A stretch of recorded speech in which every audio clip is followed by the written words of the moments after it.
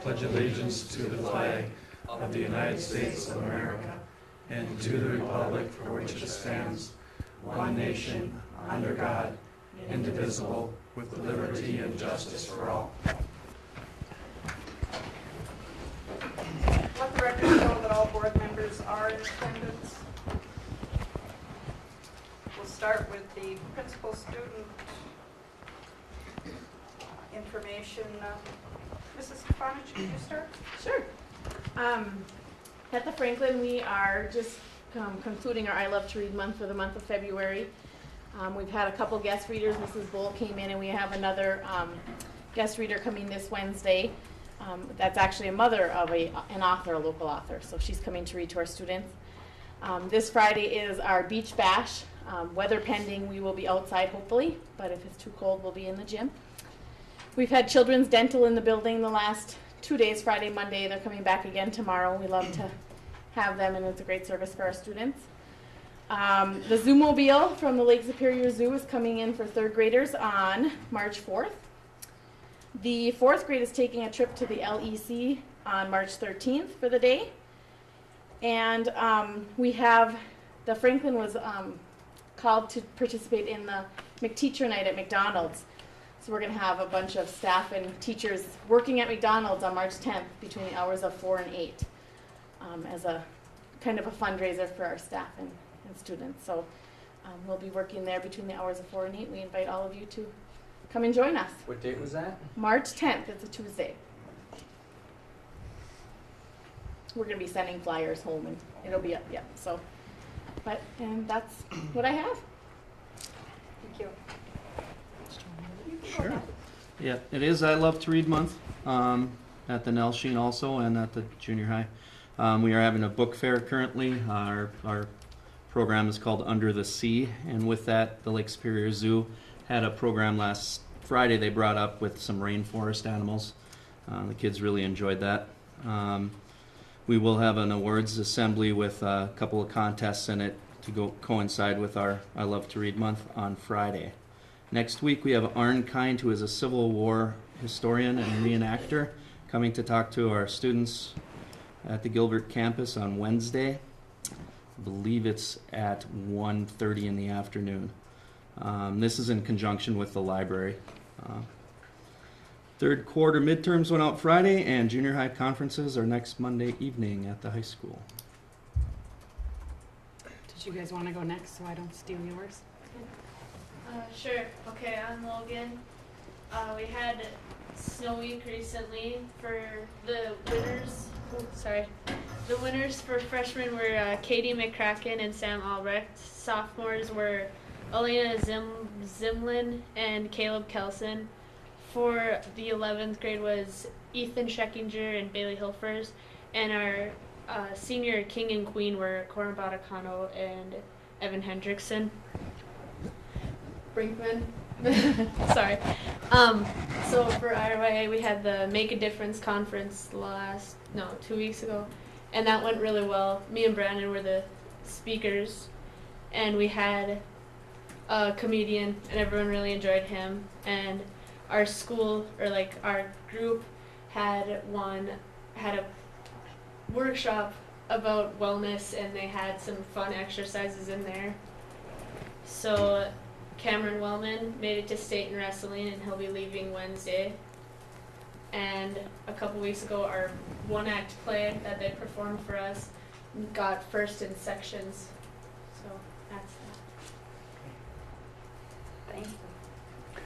A question on the one-act play, is there any, do you perform or do they go beyond sections? Is it a state competition? Yeah, they did, but I don't. They actually took second at sections, and so they didn't get to go to state. Oh, they did, okay. Next week, Wednesday, the English department is taking a group of senior high students to see Romeo and Juliet in the cities. They take a trip every year to go down to a play. Auditions for the spring play, The 39 Steps, are tonight and tomorrow night. it's different to have such a long stretch between board meetings. So we can look already ahead to March 19th for our next senior high band and choir concert, which is at 7 p.m. Term 3 ends on March 20th already. We also have conferences on Monday from 3:30 to 7 in the gym. Spring sports and activities are starting to fire up. You'll see those start to trickle in here in the evening, starting at about March 9th, and the start dates vary, but by the end of March, everything will be up and running. And our state wrestler, Cameron Wellman, leaves Wednesday afternoon, so we are having a cake reception for him tomorrow at lunchtime if you'd like to join us. Nice, thank you. Cameron is Brandon's little brother, if you didn't. You taught him everything you know. He actually trained me before he Okay. All right. Item 5.0, visitor input. Is there anyone who needs to speak to the board who is not on the agenda? See none, we'll go on to 6.0, agenda changes and deletions. I have a couple. I'd like to remove 9.1. Approve leave of absence for Beth Bivman. She has rescinded that. She doesn't want to ask for it at this time. In front of you on the table, I have a couple other changes to consent C. That's the spring coaches sheet. From the sheet that was sent out in the board packet, you'll notice that Lori Coppola, assistant softball, Taylor Trapp for girls track, and John Wagner, a volunteer for girls track, was added to that. That fills out our roster, so we don't have anyone hanging out there anymore. And then the last one I have is 9.4, and that is adding or recommending that Tom Posendi add it to the vacant position on the Channel 11 cable board. Channel 12. 12, sorry. I blew it. I even wrote it wrong. Sorry. All right. And we are on to 8.0, consent agenda. And I am requesting that we pull out item D, the donations. D? Next page. You see them?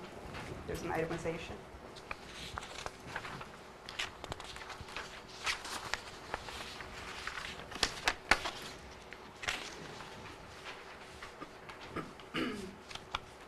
Is there a motion to accept the consent agenda with that change? So moved. I'll support. Motion by Leon, support by Keith. All those in favor? Aye. Anyone opposed? Thank you. With that, I will read the donations. I think it's important that we acknowledge what we've received. I'm sorry. Oh, I'm just looking for the correct attachment. Oh. I'm sorry. I think it's important that we recognize the donations that we've received, and we have a few of them this time, which is wonderful to see. Northland Foundation, $1,000 to the Franklin Elementary Student Council. Lake Country Power, $1,000 for scholarship. Target, $864.46 to the senior high. Target, $222.83 to the junior high. Target, $279.24 to the Nelshin. And also from Target, $1,108.88 to the Franklin Elementary. We also have Seroptimus Club, $200 to the Eveleth Gilbert High School. And Gilbert PTO shows $150 to the junior high drama department. And I think it's appropriate that we do letters of thanks, and I will make a motion that we accept those with gratitude. I'll move. Or support. Thank you. Sorry. Motion by myself, support by Mike. All those in favor? Aye. Aye. Anyone opposed? Thank you. 9.0, personnel. 9.1 was pulled. 9.2, approve the appointment of Kaylee Hennon to 1.0 FTE Special Ed long-term sub position. This is a substitute for the one that you approved the resignation of at the last meeting, Edmund Franklin. I'll move. Support. Moved by Keith, supported by Leon. All those in favor? Aye. Anyone opposed? Unanimous. 9.3, approve the resignation of Mark Heitzman. This was tabled at the last meeting. Mr. Heitzman reaffirmed his wish to resign. I'll move to accept. I'll second. With gratitude for time served. Motion by Keith, supported by Mark, that we accept the resignation and thank him for his service. All those in favor? Aye. Anyone opposed? All right. 9.4, appoint Tom Prosen to the vacant position on the Channel 12 cable board. Support. Motion by Keith, support by Tom. All those in favor? Aye. Aye. Anyone opposed? Thank you. 10.0, new business. 10.1, approve the last day of school for seniors. Typically, our seniors end on the Friday before Memorial Day, which gives our staff and office those last 3 days before graduation to make sure everyone has met all of the requirements and passed everything and is truly ready to graduate on Thursday. I'll move that we accept Friday, May 22 as the last day for seniors. Support. Thank you. Moved by Mona, support by Mr. Chad. All those in favor? Aye. Anyone opposed? Motion passes. 10.2, approve the proposal from DSGW for carpet replacement. This was discussed at Buildings and Grounds earlier. We're looking at the hallway in between the high school and the elementary, and the auditorium, and a couple, and our normal couple classrooms. We try to do a couple classrooms every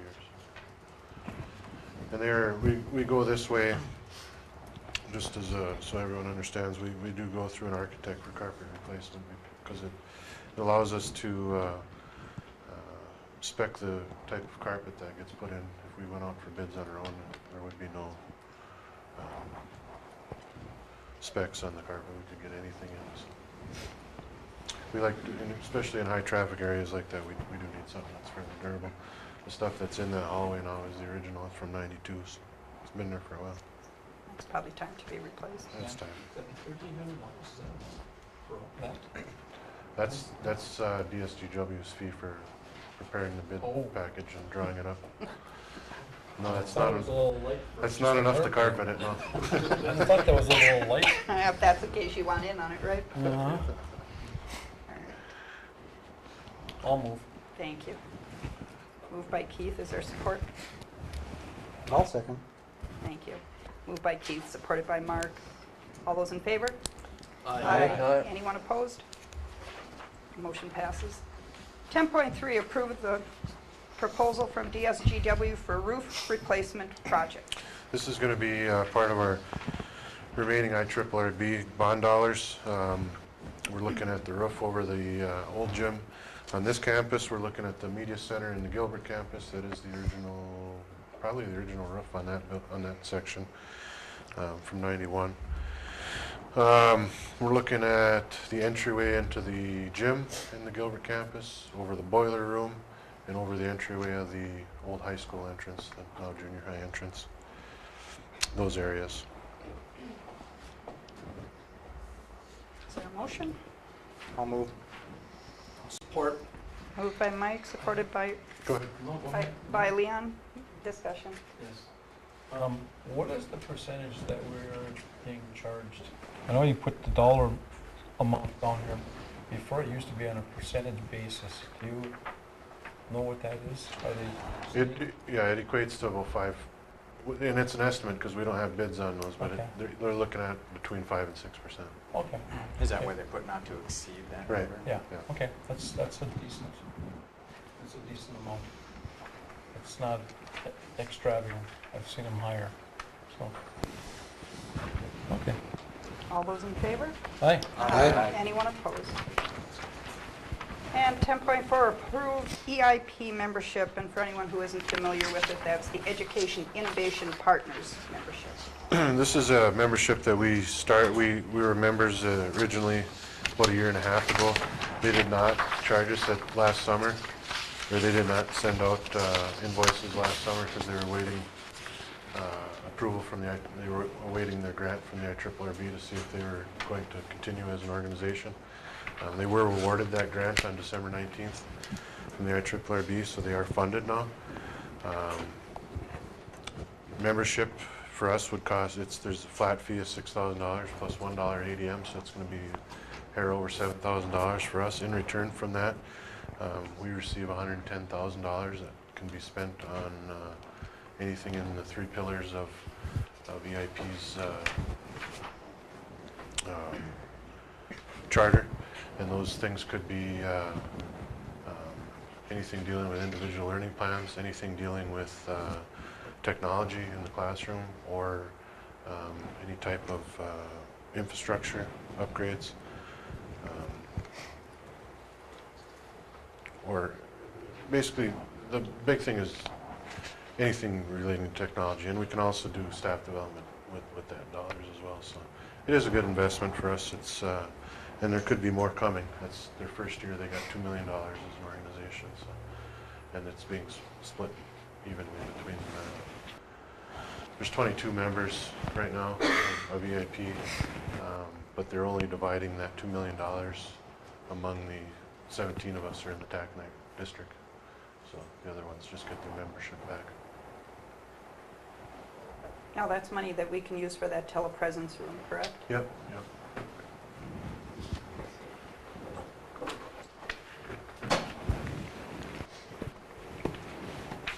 I'll move.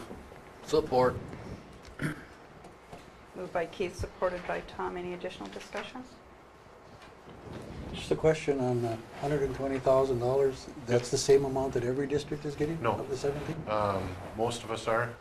They picked out Virginia, Grand Rapids, and Hibbing being the three largest districts in our area. They're getting $180,000. Okay. The rest of us are all at the lower one. Anything else? All those in favor? Aye. Anyone opposed? Motion carries. 10.5, presentation of facility studies by UNESCO.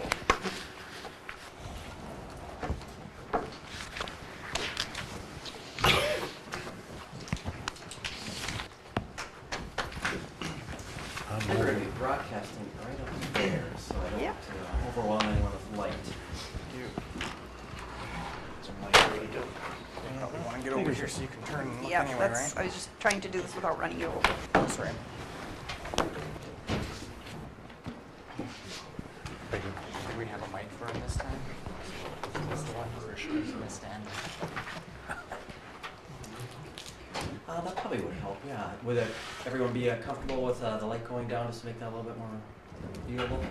What you have before you, by the way, my name is Kevin McGully. I'm with UNESCO, and thank you for inviting us back this evening. We were, if you recall, before you in the fall, and at that time we were commissioned to go ahead and study your facilities with the prospect of what I would call long-term planning. We call it master facility planning. And we're pleased here this evening to be sharing the results of those efforts. A special thanks to district staff for your assistance throughout, not only providing access but needed information. So special thanks to district staff for that as well. I have a few gentlemen with me this evening. My name is Kevin McGully. Along with me are Carrie Schmidt, who kind of focuses on funding in the state of Minnesota. Brett Payson, who is leading our engineering team, and then a couple of our engineers, Mark Lentz and Raj Deepal. We'll each be having a little bit of a role this evening, so I guess the good news for you is you don't have to listen to me the entire evening. So with that, let's talk a little bit about what I would call long-term vision for the district. Ultimately, we started this process, if you recall, to really help the district answer three questions: where you're at today, ultimately where you want to be, and ultimately, is there a means, if you will, a pathway to help you get there? So looking forward not only 5, 10, but even 40 years into the future, where are we envisioning that Eveleth Gilbert schools will be? If you recall, we're an organization that has supported K through 12 throughout the state of Minnesota, helping districts implement roughly $450 million worth of work. And again, the only reason I mention that is that we can draw upon those experiences, those best practices of working with K through 12 education, to hopefully apply those to your unique situation. And we continue to work with districts throughout the state. You'll see one that is you up there in the Arrowhead region. We continue to work with districts throughout the state in support of their mission and their vision as well. Ultimately, today we're going to talk a little bit again. We'll review some of the challenges and objectives that we discussed during our last discussion. We'll talk about the ideas and opportunities that we've discovered in our time in the district. And ultimately, if there are questions regarding our organization, so again, you understand the partner with whom you're working, we can answer questions about UNESCO as well. Ultimately, again, we'll start from a big picture perspective. We are talking about vision, looking forward 40 years. I oftentimes start with what I call macro level issues, external pressures that the board, that the administrative team need to deal with on a daily basis, but really have no control over. And ultimately, we recognize first and foremost that we are asked as a K-12 environment in the state of Minnesota to be doing more with less. State aid has decreased over time relative to inflation, and yet the requirements on teachers, on administration have increased. We also know, too, that we are in an area of the state where we're experiencing declining population. If you were to take a look at the population served by the district, you'll see that you're near the top of what I would call a peer group, districts that are in your region, in your athletic conference. You're near the top in terms of the population that we serve. You'll see most of that population is centered here in the towns of Eveleth and Gilbert, with some outlying areas as well. And then taking a look at where we've been historically in the county, you'll see that we've seen either flat or only subtle growth in the surrounding area. Looking forward, the Minnesota Demographic Center suggests that we will see subtle declines in population. Now that, of course, does not take into account rapid changes in industry, and we all know that those have been volleyed about as well. But looking forward, again, you can see more specifically at the city level that we'll experience kind of subtle declines in population across the board in each of the main areas served by the district. And then if you take a look ultimately at births are a poor man's version of planning for enrollment, because ultimately births convert into future students. You'll see, again, subtle declines throughout the region in terms of what the expectations would be. Looking more specifically at the district, historically we have seen some enrollment decreases. Looking over time, over the past decade or so, we've seen some decline at the district level. That is also echoed at the individual school level as well. So again, as a district kind of planning for the future, looking again at the vision, we can anticipate a similar sized student body, similarly sized population with some subtle decreases. Ultimately, we recognize too that we are in a very competitive environment, that in K through 12, and that we, via open enrollment or competition for online schools or even post-secondary opportunities, we're in a constant competition for students. And we reviewed this last time, but we at Eveleth Gilbert Schools lose more students than we gain. And we lose most of those students to surrounding areas, in particular to Virginia. And ultimately, if there are ways to improve the attractiveness to families, and perhaps most of these changes are maybe convenience or geographic, but if there are ways that we can even attract one student, that has a profound impact on the general fund. And then we also recognize too that we're dealing with, and we'll talk quite significantly about operating costs, and then we're also chasing that ever-elusive academic standard, which seems to be fluid depending upon the administration at the state level. Ultimately, we recognize too that you have objectives as a school board to deal with those macro-level issues. We talked about these, that if we were to apply the objectives that you would have, a lot of them would look like this, with probably an emphasis on what I would call student performance, because we know that we're not only educating students for a high school degree, but more often than not, we are educating them to be competitive in a workplace. We know that in Minnesota, a majority of students will require some sort of post-secondary education in order to be employed. And then we also recognize that their ability to achieve education beyond the high school level will influence their ability to remain employed, as well as the amount of money that they'll be able to provide for their families. So the mission of the organization, with the full recognition of that these facilities, ultimately the job of the administration and board is to prepare students to be competitive in a global environment. As we look at the challenges more specifically, I think I put this first one up here just to state the obvious. There isn't an endless pot of gold for facilities. In fact, if there were, we probably wouldn't be here before you this evening. So we recognize that you're doing the best you can with limited resources. And we also recognize that some of those resources, that infrastructure has aged sometimes beyond useful life. If you were to take a look at the actual age of the facilities compared with your peer group again, you'll start to see that the much of your peer group has exceeded the state level, the state average. And we know that once we start to get into that 40-year range, some of the infrastructure within the buildings requires some replacement. If you were to take a look at the things within a building, and sometimes that would be lights, your electrical systems, your windows, your roofing, we all recognize that that has life expectancy. As you can tell, I highlight the example of a boiler which has life expectancy, and this is based upon many studies that have been done and been kind of combined into a single chart by ASHRAE, an industry leader that does some predictive analytics on how long the stuff within buildings will tend to last. If we were to take a look more specifically at your situation, and again, the hardcover book that you have before you has a lot of detailed information. What we're providing to you this evening via presentation is kind of an overview of some of that information, so I won't touch on all of the facilities at all times. But if we were to plot the expected life against the different types of systems, and reading from the left, you'll see that I have boilers and the distribution systems for heating, and so on and so forth, air handling units.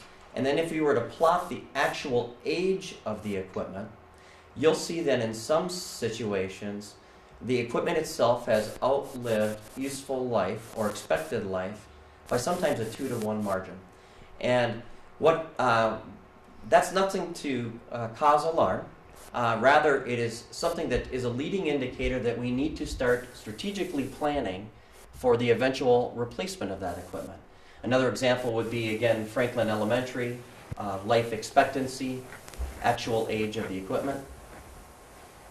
Another example, again, would be the junior high. And again, all of the buildings within the district are in our hardcover bound book.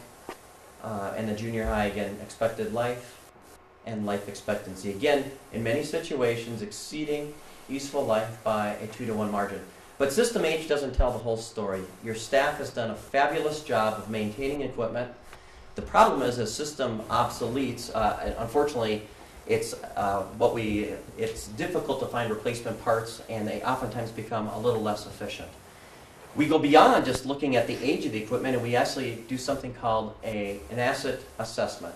And we actually run everything through its paces and to understand and predictively understand how long that equipment will continue to serve you. Here we have an example of an air handling unit, a form that we would use. And we would use this form essentially to assess all of the different components of that air handling unit system, and then ultimately assign a condition, which can be adjusted by age. And then we would put those into one of those 5 different categories. Obviously, we want to be more in the acceptable range, which says the equipment has a lot of useful life left in it, and to stay the course with planned maintenance. Something on the black side in the danger category would say that equipment is imminent to fail, or perhaps it's a code violation or is a dangerous situation, and obviously we'd want as few of those as possible. I'm going to invite one of my colleagues, Brett Hazen, up to the podium just to talk a little bit about some of the asset conditions that he witnessed from his engineering team. Thanks, Kevin. Yeah, we went through each building, our team, and from kind of a little bit of a high level, we weren't able to spend the time to go through every nook and cranny of the equipment. But as you can see, for example, the high school here, Probably about a third of the pie, maybe a little less, it was in the acceptable range. A lot has to do because of the newer additions, the newer equipment associated with those additions. Whereas the red and orange are primarily from the older sections of the building and I guess this is a high school, so the original high school, obviously, and then older additions. Franklin Elementary, on the other hand, there's a lot of old original equipment. Over half of that was in the red zone, the alarm mode. In particular, the air handling systems are original 1922 units. Now, again, as Kevin alluded to, the maintenance staff here has done a pretty remarkable job keeping all this equipment running and in operation.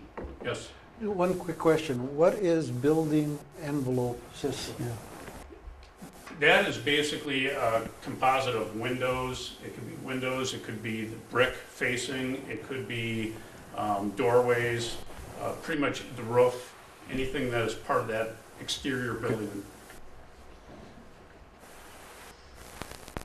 Here's just kind of a quick overview of the old junior high. This is the Eveleth Junior High, which is, has a little bit of usage in the basement. But then the manual arts building, no upgrades really.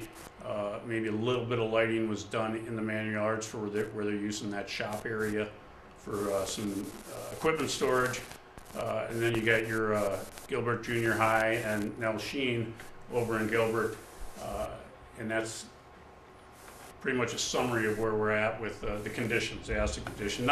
We didn't find anything in the black zone, in the danger zone, which is always good. No hazardous situations, but definitely, as Kevin alluded to, I think it's definitely a time to start coming up with a strategic plan on how to address some of these issues. Thank you. So maybe just to summarize a little bit, not enough money for facilities. Some of that equipment, the infrastructure within your existing facilities is aging, and we need to start planning for the eventual replacement, taking kind of a strategic approach. Another thing we observed too is that the district currently has some fairly high operating costs, and operating costs compete with the same budget as we do in education, your general unreserved fund. If you were to take a look, you saw this back in the fall, but if you were to take a look at where you rank among your peer group, you'll see that you spend more per student to operate your facilities than your peer group. And unfortunately, the converse, if you were to take a look at some of those names quickly, you'll see that there's almost a flip of the amount of money that we have available then to spend in instruction. So the administration team balances the budget, and if they're spending more in facilities to operate, they have less at their disposal to spend on education and general instruction. Ultimately, I'm going to invite Brett up again maybe to talk a little bit about the specifics, at least as it relates to utility expense. Thanks to the district, they did provide us utility information over a 2-year period, so 24 months. We just summarized that. This is kind of a breakdown overall for the entire district, what your costs are and the percentage that go to the natural gas, electric, and water, sewer. Pretty normal breakout, 8% water and the electric and gas, obviously a lot of heating required up in this part of the country. So we took that same information and then broke down the average 12-month period over those 2 years. And this is just a breakout of, as you can see, obviously during the summary, of little to no gas use and quite a bit in the wintertime for heating.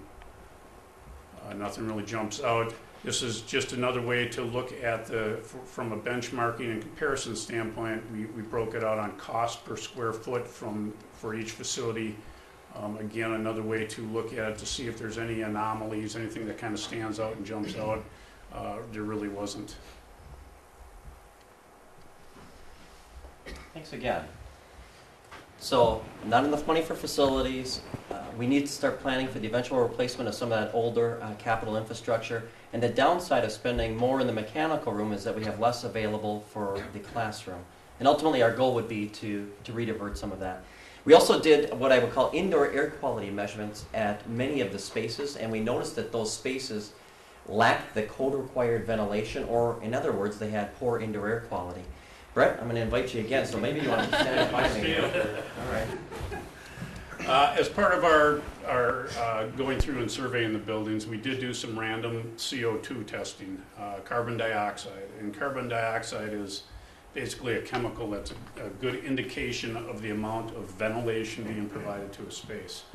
The higher the level of CO2, the worse the ventilation rate is. So typically what you want to do is maintain that CO2 level in a room at no more than 700 parts per million over what the outdoor air CO2 is.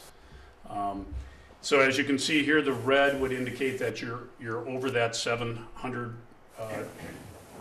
combined 700 over the outside air. So roughly about 1,000 parts per million would be the red. If you're 70% of that, you would be in the yellow, and then the green would be an acceptable level. The white areas would be just areas that we did not test because we just did random testing.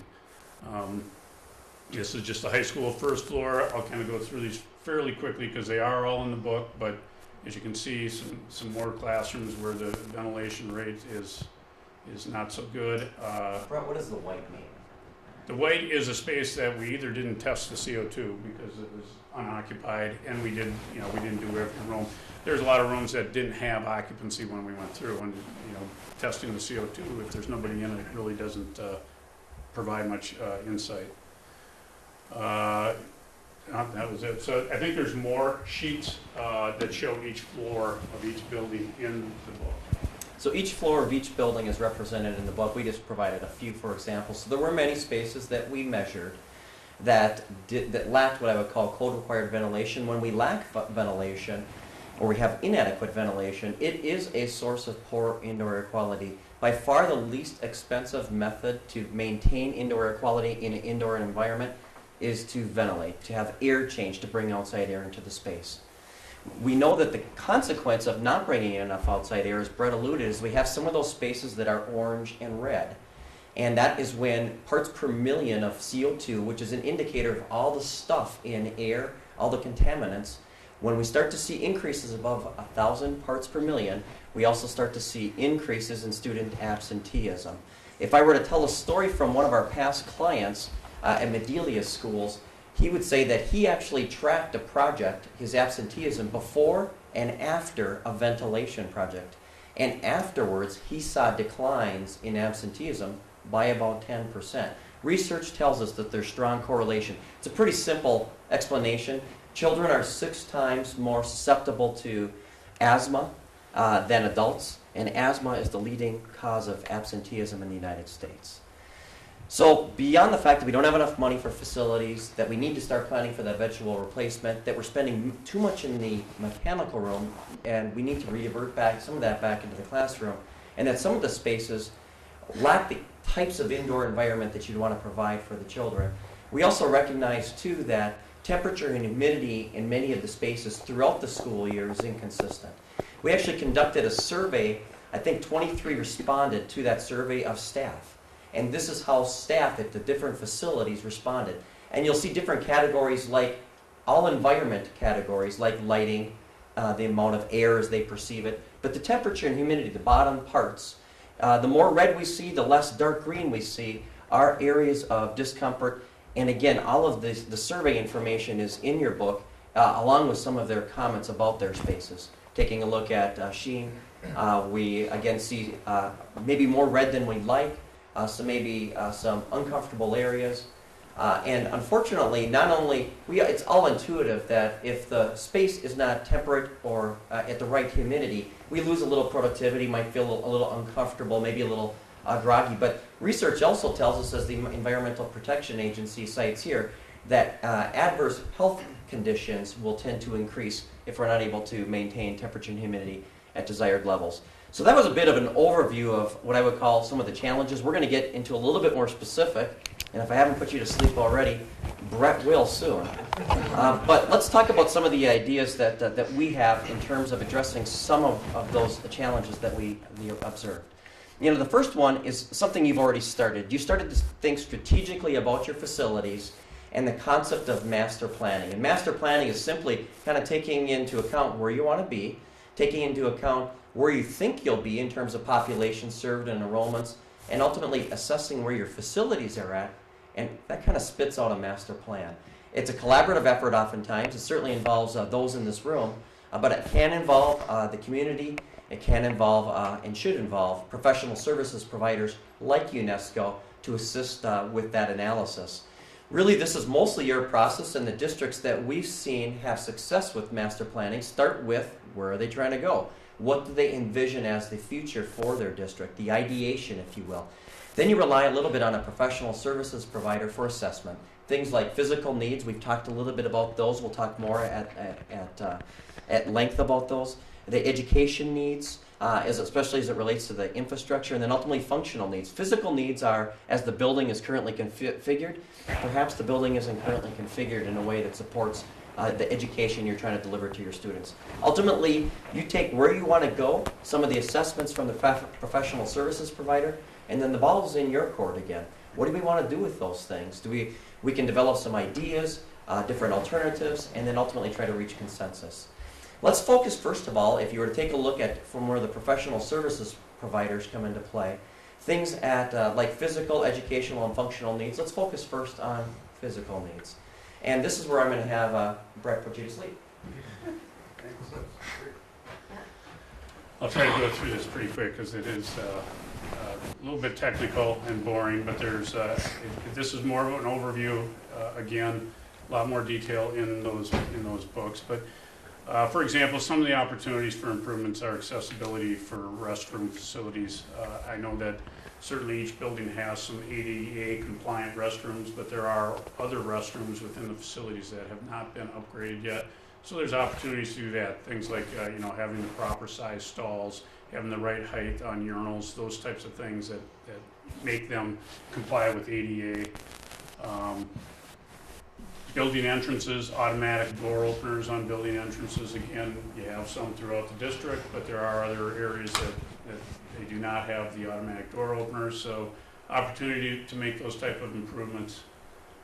On the control side, there's energy management controls, and I know the district has slowly been doing a lot to upgrade their older pneumatic controls to what they call direct digital controls. And so there's opportunities to go in, and there's still some old pneumatics still in place throughout the district, and there's opportunities to upgrade those systems to improve efficiency on the ventilation and air conditioning, the HVAC systems. There's things like carbon dioxide sensors that can be used in large spaces like gymnasiums that will modulate the amount of ventilation being brought into the space based on the number of occupants that are in there. So, when you have an athletic event and the gym is packed, yes, it needs to bring in more outdoor air for ventilation, but when there's 15 to 25 kids in there for a gym class, you don't need that design ventilation flow. That's kind of a waste. So that type of control strategy, which you can do with the direct digital controls, will provide some energy savings opportunities. There's also opportunities to recommission some of the pneumatic components, the actuators and thermostats that typically you're going to keep in place. There's opportunities for some technology, some software programs, web-based programs that can do monitoring of PCs and shut equipment down when it's not being used. Lighting opportunities. Yeah, the district has done a lot already with lighting over the years. The big thing now is the LED technology, the light emitting diodes. Been around for a long time. They first originally started using them in street lights. Now the price has come down to where they're very competitive to be used in facilities like this, and they use about a quarter of the energy of the lighting like your TA fluorescents have right now. So there's certainly opportunities for retrofitting lighting. There's opportunities for replacing some of the older type fixtures. On the left, I think, is in one of the pools here, where it seems that a lot more light is up at the ceiling than it is down in the space. Same with the picture to the right, upper right. Just some older style fixtures that aren't very efficient. So there's opportunities to make some improvements there to help improve light levels in the classrooms, to standardize on the lighting technology. This is electrical systems, some older motors, as you can see on the left. That's probably a 1922-ish. That may be one of the motors in Franklin Elementary. And then the picture on the right is a newer, so obviously the district has slowly been replacing these, but to the right is a newer energy efficient motor. Variable speed drives is a electronic technology that could be used to, again, to vary the amount of air and ventilation that's being provided to some of these large spaces like gymnasiums, media centers, and control that based on occupancy levels. Electrical mains, a lot of the electrical distribution systems are original. Certainly they range from almost 75, 80 years old to some of the newer stuff, but as the schools continue forward, there's a time to start upgrading these systems. A lot of these systems were not, when they were put in, you didn't have the classroom technology you have today. So they weren't designed for the loads that you're starting to see in your buildings with all the technology. So certainly opportunity to start thinking about that. Building envelope, doors, you can see some weather stripping needs. There's some caulking needs around older windows to reduce infiltration, which that impacts comfort and it impacts energy use. So some opportunities there. Windows, certainly a lot of different opportunities, a lot of different types of windows throughout the district. As you can see on the left, the glass block. To the right, you got the older insulated panels that were probably in the 70s when they had the big energy crisis. They kind of wanted to reduce the window sizes. So there's some opportunities to make some improvements there. Roof replacement needs, as the superintendent alluded to, you've got kind of a plan in place. This kind of just reiterates that, where those needs are at. Some tuck pointing on the exterior of the facilities. As you can see, there's just a picture of some cracks and some missing mortar in the brick. You'll find spots like that. I don't think it's anything super severe, but there is some throughout the district. And then there's just a couple other things that we were asked to look at. Potential for resurfacing parking lots at some point should be addressed. Part of a survey that was done, some of the things that came up was the new visitor parking, and Kevin will talk more about that survey later, but providing more visitor parking in a drop-off location. We were asked to consider options for a new bus garage. One of the other things in the survey that came up was track facility improvements. Staff restrooms and remodeling or renovating the pool were other things that came up on that survey. Oh, what did I do? Okay. There's some asbestos abatement that still needs to be done. I know the district has done quite a bit over the years. This is the boilers at Gilbert and some steam piping on the right there, some of the elbows in the insulation. There's some flooring needs, and that was another item that was talked about. Obviously, was the carpeting in the hallway that connects the schools here. There's some older asbestos-contained floor tiles, vinyl tiles. Some of the newer improvements where they've gotten rid of that tile, they've gone with some new epoxy coatings, which look really nice. There's some older carpet, some old wood floors that could be refinished. So there's some opportunities there. Life safety systems, sprinkler opportunity at the junior high. I think this building is primarily fully sprinkled, but the junior high over in Gilbert, opportunity to install a sprinkler system and upgrade the fire alarm system. Mechanical systems, steam trap replacement. Both sites are primarily steam throughout. So there's steam traps that require replacement and maintenance pretty regularly. Very difficult to stay up on that because of the sheer number and the difficulty in doing it.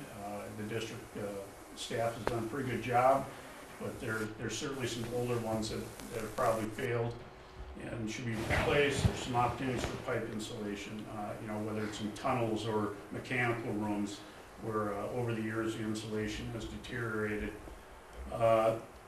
Boiler replacement. Again, both campuses have older boilers. I want to say 50s vintage, still operational, but they don't operate at the same efficiency as a new boiler. Over time, that equipment's no different than your furnace at home. Over time, it loses that efficiency, even though you maintain it and you keep it running. You know, there is a time that you got to start looking at replacing these pieces of equipment. Heating distribution system. Now, the piping throughout the buildings, a lot of it goes back to its original construction. So when you look at these older 1917, 1922 facilities, a lot of that piping is still original from that point. So there's opportunities to go through and upgrade that, and this would be to convert that to hot water. Hot water is a lot easier to control the temperature, and it makes comfort in the spaces much easier to control. Steam, as you know, it has to produce steam, it's got to be at least 212 degrees all the time. So when you get steam going through these radiators at 212 all the time, it's a lot harder to control the temperature in here. Now, if that's hot water, you can control that from 100 degrees to 200 degrees. And it makes it a lot easier to control comfort throughout your buildings. So that would be an opportunity there. There's some plumbing opportunities, just some fixture components, kind of replacing some of the internal components of those flush valves that wear over time and then allow water to leak by, so you end up using more water than you really need to. So kind of a water conservation measure, if you would. Security systems, electronic access, the district has done a lot with both these electronic access and security camera system, but there's opportunities to expand that to additional spaces, to areas as far as the camera, more critical areas, or keyless entry to more areas such as computer labs or telecommunication rooms or mechanical rooms. Ventilation, this is a big one. You know, it kind of ranges just because of the age, the various ages of the facilities, but it ranges considerably, and that kind of ties in with that CO2 mapping that we did, and that you'll see in the book. But there's certainly plenty of opportunities. One thing that we do is we go through and analyze the design of all the HVAC equipment and compare it to what code requirements are. We also will go out and confirm the ability of the existing equipment, how well it can meet those codes. If the design says it can it really do it? We'll go out and take measurements of the airflow throughout the buildings. Things like gymnasium air handling units, you can see some of these units are quite old.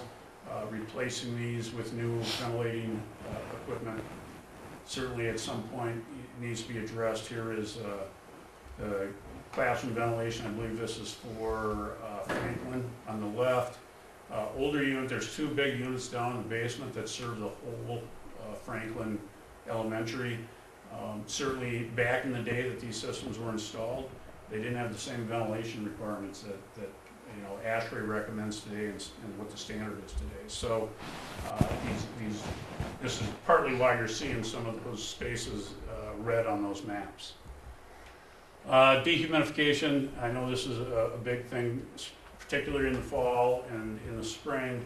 You get hot, humid days. It makes it uncomfortable for students and the staff for that matter. One thing would be to consider going to dehumidification throughout your campus and providing that to remove the humidity out of the spaces and make the rooms more comfortable. We were particularly asked to take a look and assess the manual arts building. We did have a structural engineer come up, and basically his opinion was that the structure itself is in okay condition, is good condition. The roof has some needs. The windows obviously are older and would have some needs, but the footings and the base structure itself, if the district wanted to, reuse this facility and do something to it, he felt very strongly that would be fine. Also have a couple gentlemen here, Mark or Raj, you guys have anything to add? You want to add to this regarding these guys also took a look at it from an architectural standpoint, and come on up and. We're going to have a little fun here just for a second. Thanks to the good work of Raj and Mark. See if I can get this over there. Yeah. Do that. What we did is we just took the existing campus and modeled the buildings, just to give you a feel of the campus. We know the building is on the historic register, and as you're looking at window replacement, some of the images and the character we need to look at it. This is just a tool. I'm going to bend down here so I can kind of work in your grant. Is the mouse working? Oh, I know.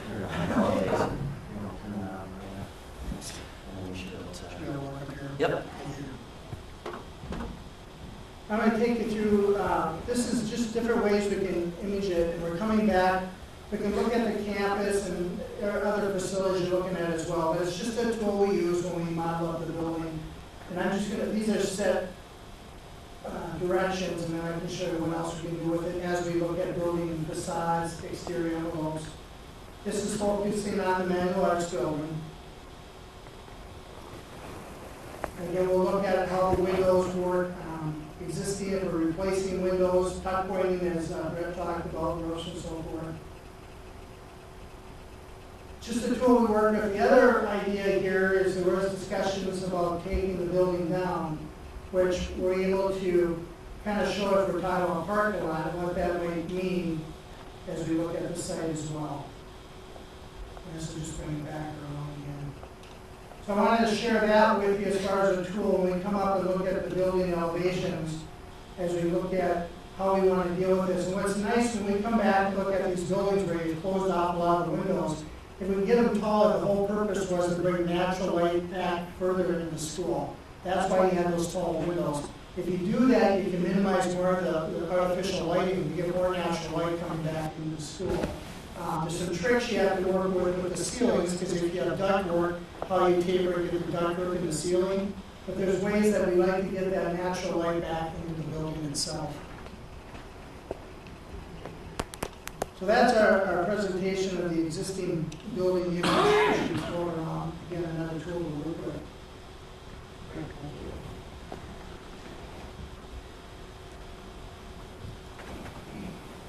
All right, now I lost the mouse there.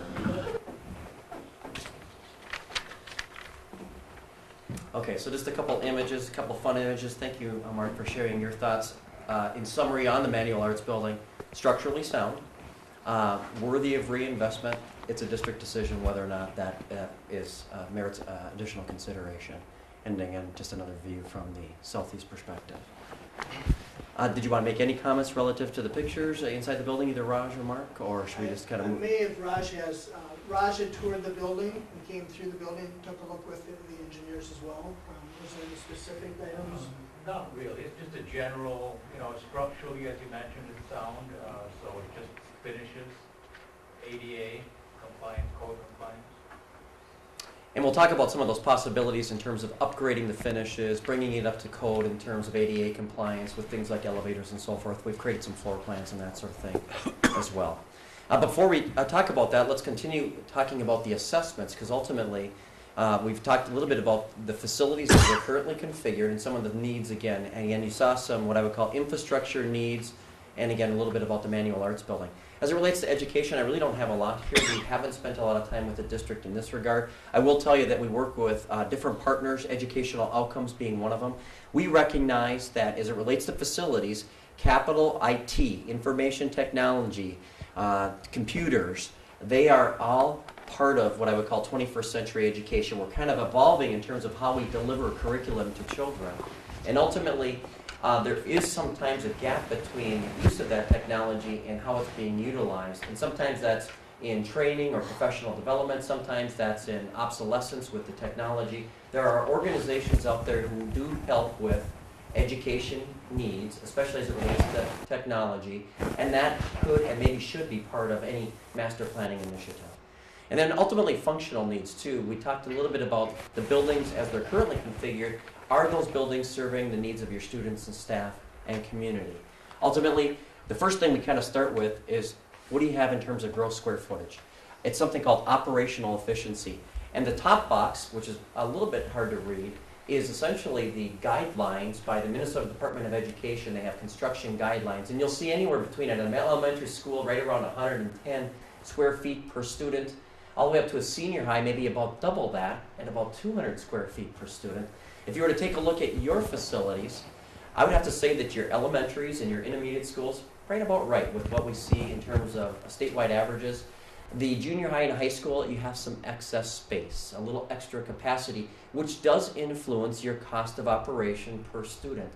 One day, it may be intelligent to start taking a look at your overall gross square footage to see if the space can be reconfigured to allow for a little bit more efficient operation. And again, as a district, as you compare with your peer group, you're not at the top, but you're at the upper end in terms of the amount of square footage that you operate per student. So while appropriate probably for enrollments that were 10 and maybe even 20 years ago, now you do operate perhaps more square feet than is necessary.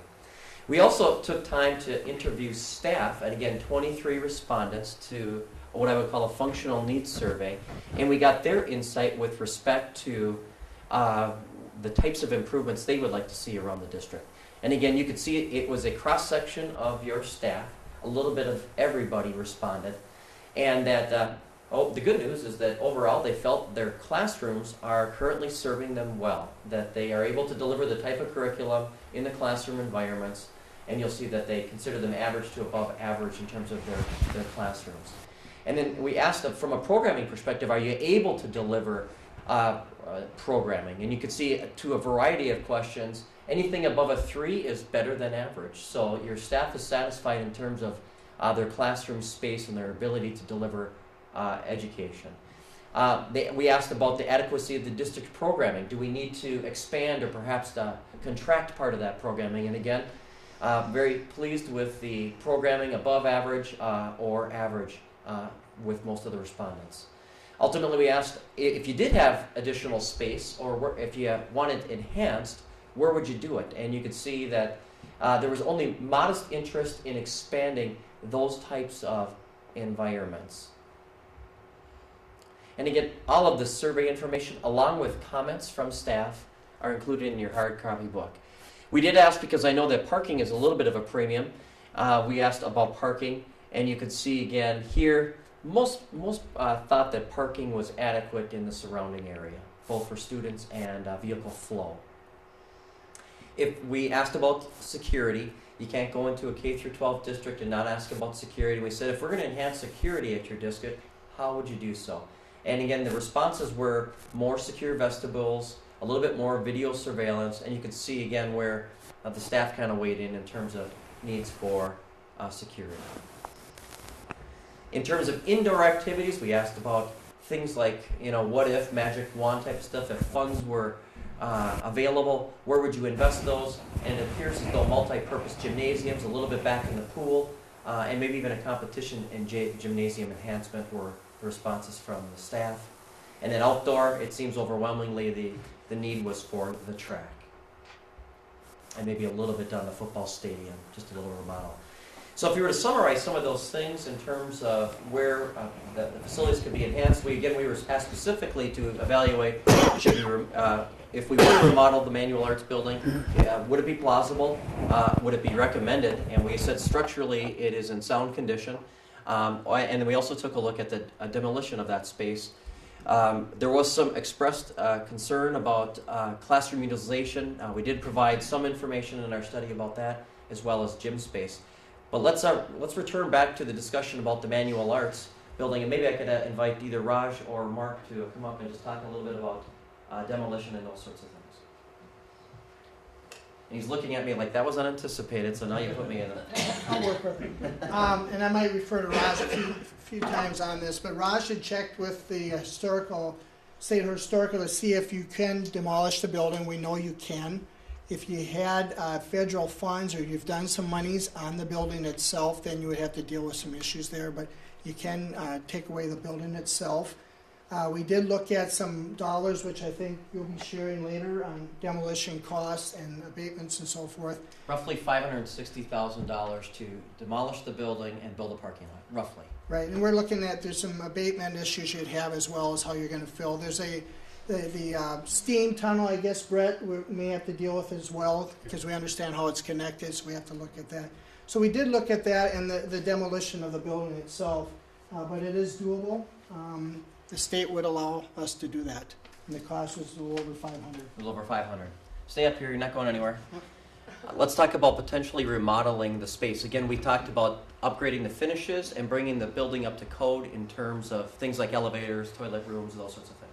What we did is we just took the existing plans and just identified the areas. You'll see each one of them, we just call it industrial tech for now, lack of a better word for that. But you can see the square footages. The upper left-hand industrial tech room is 1348 square feet. What we do need to be careful if you're not remodeling that is we have to make sure on second exits, the number of students you have, you got to make sure there's a second way out depending on what type of programs you have in those spaces. The red colors there, we looked at some upgrading the toilets on the, what we're calling the main level, the upper level, keeping those stacked above each other. And the other item that was brought up too that Brett said is accessibility. We've got an option where we throw the elevator in, but again, the elevator we got to make sure is accessible from the outside. As you can see right now, depending on the steps coming into the building, do we have to do an outside ramp or how do we get into the building so a handicapped person can come into it? We also talked about those handicapped or those secured vestibules. How we deal with that, normally we have administration or some office area near the front door where you can come into a secured vestibule. The second pair of doors are locked and you can come into the office area through a side door once school is operational. That's another item we have to look at as far as accessibility with the bathrooms and the elevators. Second floor. Second floor, obviously fairly similar, if not identical there. Same thing, stacking the twice for efficiency in the elevator. Again, the square footages are pretty much the same as down below, but it gives you an idea what kind of classroom spaces.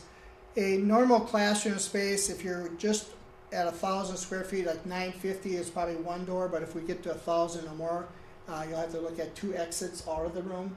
So we need to look at how we deal with circulation and so forth in the building. And in the lower level, we understand is unexcavated, I don't know, 3/4 of it, but there's about 2,700 square feet, which is the pink color, which is primarily mechanical. At this point, we didn't think we probably need to get an elevator down there, but we could look at what the cost would be to have a third stop to go down to the basement itself.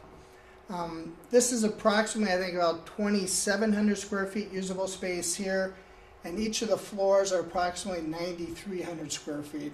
So the 2 floors combined, which are your classroom space, is about 19,000 square feet of education space with the corridors.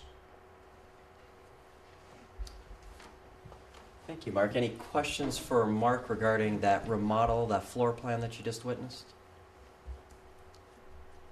Overall, the all-in cost to essentially renew that asset, things like tuck pointing, windows, doors, roofing, to add that elevator, toilet rooms, finishes, an allowance for furniture and some of the things that would go into those spaces, fire sprinkler system, mechanical and electrical upgrades, again, to bring that building up to what I would call standard code to allow you to kick the can down the road on that building another 40 years is roughly $3.8 million. And that's potentially a conservative estimate, but more investigation would need to be done based upon what your needs for that space would be.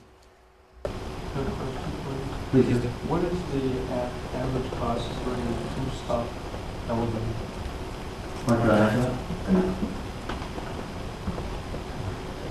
Typically, an elevator is probably $65, $75 or $75,000 for the elevator cab itself, depending if we're on the outside of the building or the inside and what we have to do structurally. But you're probably looking $120,000 to $150,000 typically for the 2-stop. Again, if we wanted to go down to the lower level, if we're already building the shell, we might not be that much more to go to the basement, but we'd have to look at that. But I think we might have budgeted $150,000, $175,000 for the elevator itself. I think that's a little light. Yeah, it could be. Specifically, I think to answer your question, we had $275 for elevator. Okay, we even added more to it, so. Okay. Yeah. Raj? No, that was it. Yeah. Okay. Because I know we looked at that 15, 20 years ago. It was like $4.5 million to remodel the whole thing because of all the water damage and everything on the floors and everything else. And we didn't do any space plan, as you can see. We just kind of worked with what you had. But we had what we call cosmetic upgrades, which were such as ceilings and flooring and walls, things like that. We didn't put in new doors, door hardware, windows, and so forth. But we did come in and start dividing up the rooms and Oh, no. I mean, that cost, depending on how far you wanna take. That wasn't what you were asking. Yeah, for. right. I'm But just that's kind of throwing what it the out numbers there. reflect. Okay. Can I ask one more question? Please do. That one chart where you had square footage per student, Yes. are these two kind of not utilized properties in that formula? They're currently not as part of your, I think they're part of the overall district property, the manual arts. I don't think the old junior high is. But again, I give you also the individual schools and their utilization. On the 3.8 million to renovate the building, is there funding available out there, Kevin, for that? You're stepping about 10 slides ahead of me here. So if you would be if you'd be patient with me just a little bit longer, I will absolutely talk about maybe the most important discussion we'll have all night is funding. I'm sorry. Yes. Are you going to address the old junior high eventually here? It wasn't part of our initial engagement, and I don't know that we have addressed it in our study. Have we? We did not address it from a cost standpoint, and like we did the manual arts. Okay. You know,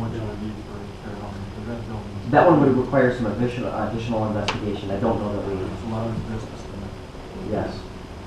Okay. Just want to know. Thank you. If you remember idea one, you've already started that process by master planning, if you will, getting strategic about your facilities, hence our discussion this evening. There might be a second step that you want to take on a short-term measure, and that is to reinvest in some of your facility. To address some of that maybe aging capital infrastructure, perhaps an investment in the manual arts building. And if you were to do something like that, your constituents, your community would want to ask these questions, you know, the why, the what's, and the hows. The how is what as Mr. Giannini was alluding to is the funding mechanism. But let's first start with why. Why? Ultimately, it's for kids. Ultimately, we're trying to provide the best educational environment that we possibly can. We know that studies show us that there is high degrees of correlation between these factors and how kids perform at their studies. Ultimately, I cite just a few here, but there are literally thousands of studies that would tell us things like, if we just bring enough outside air into the space, that kids will do better. If we just keep temperature at a consistent level at the lower end of the comfort zone, kids will do better. So beyond student performance, in terms of why reinvest, part of our goal here, if you were to listen to what Brett was talking about, were many what I would call operational or energy efficient measures, so that we can take some of that money that we're currently spending in the mechanical room and put it back in the classroom where it belongs. And then we also recognize that schools are part of the community. I had one board member tell me that she believed that schools were essentially the heart of the community and the church was the soul. Schools in cities of this size are essentially community assets, and they're also kind of function in second part as community centers. It's where people gather, it's where they celebrate, and for those reasons, reinvestments back into your school facilities are essentially reinvestments back into your community.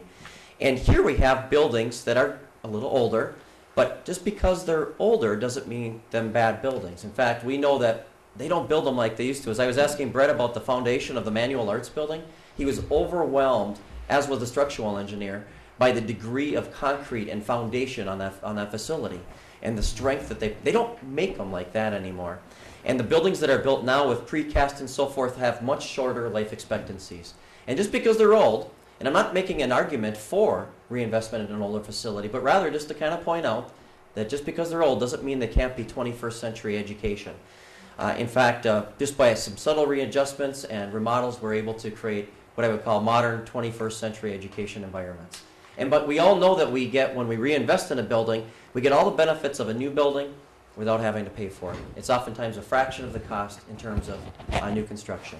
The what's are, we kind of talked about them, efficient school operations to redirect some of that money from mechanical room back into the classroom, healthy and safe environments. If we're going to upgrade the older capital infrastructure, let's make sure we're doing it right and providing the types of environment for our children. We do need to address some of those issues with the aging capital infrastructure. Those needs aren't going away, and ultimately it seems as though the board has a decision to make with the manual arts building. Is it, do we do nothing? Do we demolish? Do we remodel? Ultimately, what we've provided you in your book, and I'll have Perry review in a little bit more detail, we've provided every idea that we've had, we've put down on a piece of paper as the basis, if you will, of your master planning. So we started taking not only the ideas that you had previous, but incorporating our own, and now you have the foundation of a master plan with what I would call rough order of magnitude costs. To make them investment grade so that you're construction ready, to actually have a construction budget, would require a little bit more investigation, but now you have a sense for the types of investments that you'll need to be making in your community. And I show an example of a project on which we work with, because oftentimes when the types of things we're talking about seem like they're behind the scenes, not very sexy to the community. But I'm going to show you an example of a 1921 building in southwest Minnesota called Renville County West. We just renovated that just a couple of years ago. And you can see that sometimes just by putting in modern technology, here above you'll see on the right-hand side ceiling systems, new lighting systems that bring in the appropriate amounts of light, you see video surveillance and fire alarm systems. You'll start to see that that's starting to look like a more modern environment. That certainly is true in the classroom environment as well, getting rid of some of the older technologies. They've since repainted it, even looks more modern. If I were to be teleported into the midst of that building, I would never know I'm in a 1921 building, but rather something that was constructed much sooner. And then again, we can, just by bringing in lighting and modern technologies, this is not photo tricks, but rather this was an underlit space. It was about half the size of it needed to be. Their cafeteria is now the appropriate size to serve their children with their food programs, and a much more inviting environment. And of course, there is the stuff behind the scenes. I know that we have some older boilers here at both campuses. We've got steam. Some of the behind the scenes stuff in terms of increasing efficiency are also very helpful as well. With that said, I'm going to actually talk a little bit to what Mr. Gentilini addressed and the monies that are available. And I think Perry's a little bit old school, so he said I'm not going to work off that presentation. So with your permission, get ready. I'm going to turn on the lights on you. And Perry's going to work off old-fashioned paper. I didn't bring enough copies. My apologies. So you might have to work a little bit off your partners. Thank you. And I assure you we'll get more copies to you. I owe you a copy here. I'll get more copies to you for your review. We can leave this one that Perry's using as well. I'm going to put up some slides that are fairly reminiscent of what Perry's talking about, so there might be some overlap as well. Let me ask, does the board want a break, or should we just keep going? I say Sit go. for one. Keep it going. Keep rolling? Keep it All going. right. All right. Thanks for asking, though. All right. Well, the first rule of order is that don't shoot the messenger, okay? We're going to go over some of the costing and pricing, but we're also going to talk about where the funding might come from. And Kevin had talked about these long-range facility plans, and oftentimes, when we put together these programs for districts, there's 6, 7, sometimes 8 different funding mechanisms that play a part of it.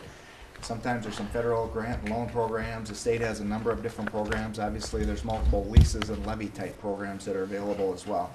But first and foremost, as we're looking at the different funding sources, we're always looking for the cheapest source of money available. And, grants and rebates come to mind. There's a program that the federal government provides. It's called QZABs. Those are qualified zone academy bonds. They've been interest-free the last couple of years. There's just been another allocation that the federal government has provided the state, so the district might qualify for some of those as well. So multiple funding sources. So there's not just, obviously a referendum's an option as well, but there's a number of other options that might be even more palatable to the district. Do me a favor and turn to, Kevin had talked about the rough order magnitude, but there's a table on one of the first pages. It looks like this in the handout. And so Kevin had mentioned, we've covered a lot of ground with different, we call them opportunities because they're not necessarily recommendations, but as we did our analysis, we were going through looking for code compliance, indoor air quality issues, deferred maintenance, energy conservation opportunities, and so we've identified, again, this is just on a preliminary study, so this isn't an investment grade audit, but those opportunities that we identified, and they're all spelled out in the book. And so we have a table, and what I'll do, I'll go across the heading of the table just so you can understand, and this is an Excel spreadsheet, so at some point in time we can provide this to you, and ultimately you can build your own scope of work that you'd like to see accomplished. But going across, we've got facility, and you can see it on the left-hand side, we've got the Eveleth campus, the Gilbert campus, and then we have scenarios. And it's important, these are not options, but these are illustrations to show you that if you select a particular scope of work, what the financial impact will be. And so we've got 3 scenarios, scenario 1, 2, and 3. The first one is really just using your operation and maintenance savings that can be generated through efficiencies and addressing some of the deferred maintenance. And it's really a pay from savings type approach. And then we built up to address some indoor air quality issues. And then scenario 3 is going to be by far the most expensive. And you'll notice that if there's an X in the row, then that project is included in that particular scenario. So for instance, let's go down on that first page, C1, Energy Management and DDC Controls Recommissioning. We've included that scope in each of the 3 scenarios. We've included C2 in all of them, C3, C4. And then if you go down, E, and these are all alphanumeric. So E is a type of system. So now it started out with A for being accessibility, C for control systems, E is now electric systems. And you'll see that we had lighting retrofit, which is in scenario 1, but then we included a more extensive lighting retrofit where we're looking to replace more of the fixtures in scenario 2 and 3. So you see E1B. And then, so let's keep going across the top. So we have scenarios. Then FIM stands for Facility Improvement Measure. So we've got FIM code, and then a brief description of the facility improvement measure. Keep going across funding sources. I had mentioned sometimes we have 6, 7, 8 different funding sources. Those are codes. So DM is deferred maintenance. You go down, we have H&S. That's projects that would qualify for health and safety.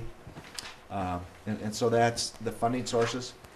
Then keep going across, we have annual savings. So we've actually taken the time and effort to calculate what the potential utility savings would be, as well as whether there's some operational savings included. We total those up.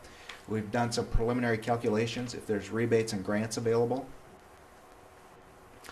The next column is net cost. And keep in mind, you know, these are estimates. Now we've been doing this for quite a while, and so what we've done is looked at a couple things. One is historical pricing that we've done, you know, just as recently as last year when we did a lot of construction work, and then, you know, just what current costs are. You know, and costs have escalated a little bit because, you know, the marketplace has become more competitive. There's more and more work being done, and as a result, contractors are busy, so the price has inched up a little bit. And then in the last column, we have simple payback.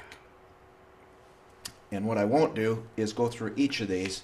But again, what I'm, you know, just want to share with you tonight is this is kind of a worksheet, a workbook whereby you can ultimately build your own scope of work that you'd like to see accomplished. So now, if you page ahead, and on the, I think it's probably the 4th sheet, there's totals on the bottom. There's a black box that's called financial impact. And looking across, we can see scenario number 1 is about $2.4 million worth of work. And you can go back again and look in that scenario 1 column and see all of the X's that are checked in. Scenario 2 is up to $8.4 million, and scenario 3 is over $16 million worth of work. Substantial amount of work. So then the question is, you know, how do you pay for all of this work? So now let's turn to the next page, and we'll focus first just on scenario number 1.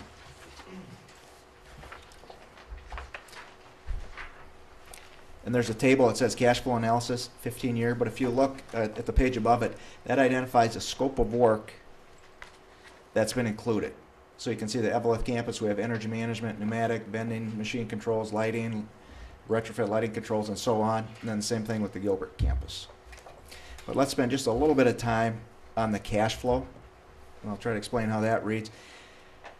In the upper left-hand corner, shows a capital investment of almost $2.5 million, 2.4. There's some rebate and grant money there, so you're looking at a net investment of 2.4. These projects typically are financed with a municipal tax exempt lease. So if you go down, skip the main bar going across, but if you go down, there's a black heading. It's called sources of financing.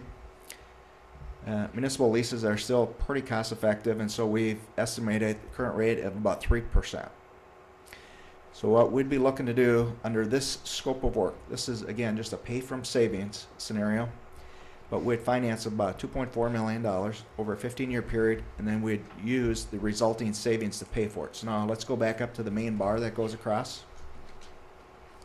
You have the project funding there. So you have utility savings. You can see in year 1 it's about $155,000. Got a little bit of operational savings, 14. If you drop down to the blue bar, you can see first year savings of about $170,000. The annual principal and interest payment on that is $198,000.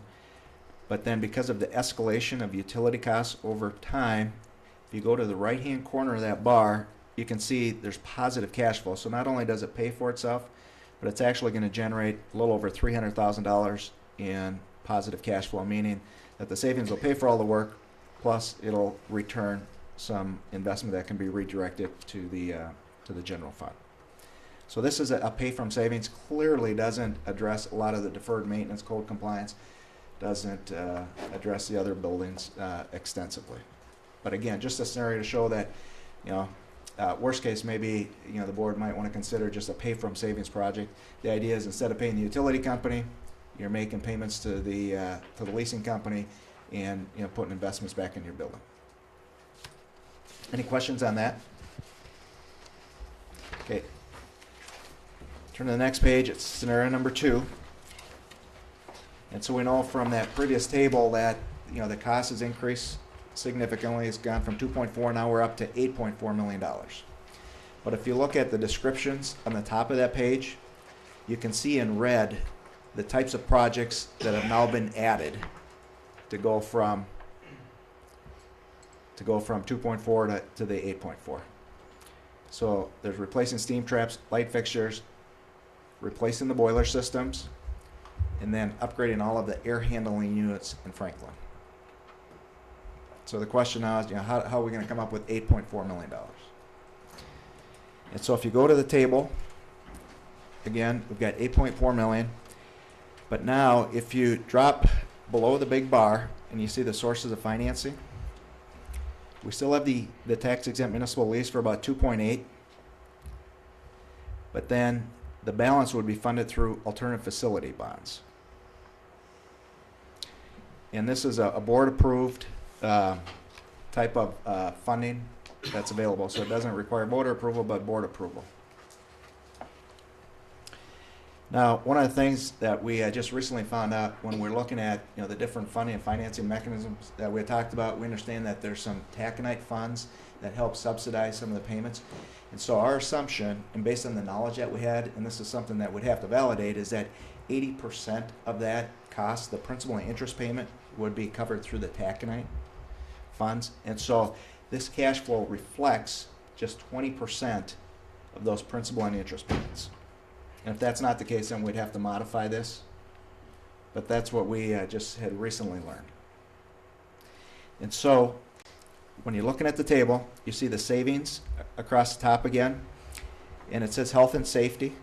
So that would be an increase in taxes where we would be levying the taxpayers.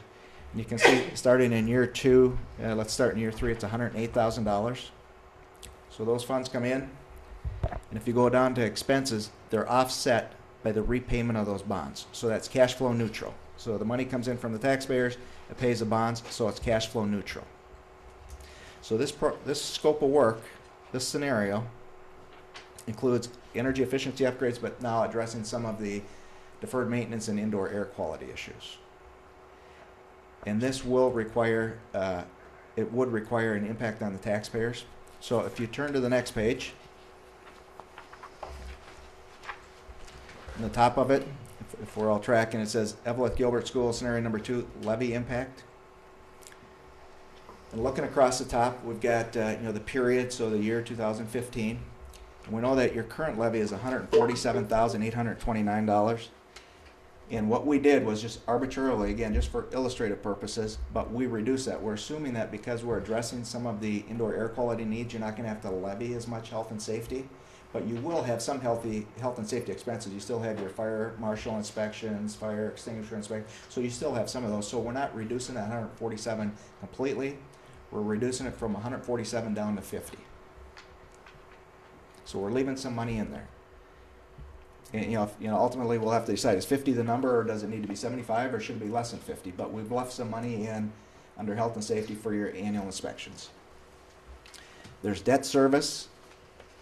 And this is all part of the current levies. You got 3 years left on that.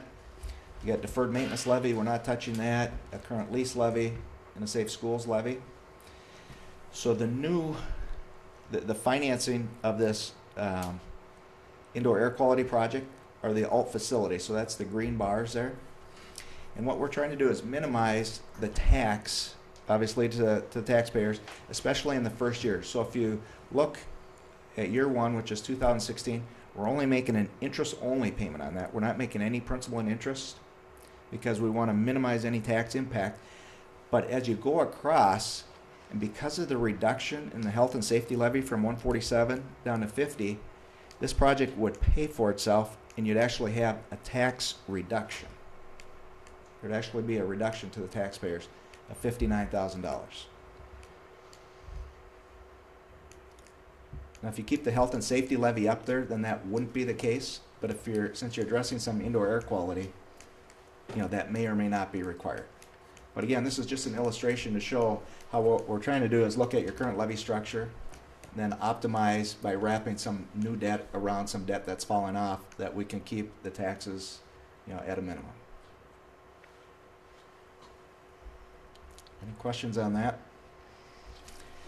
Then, let's skip ahead to the third scenario.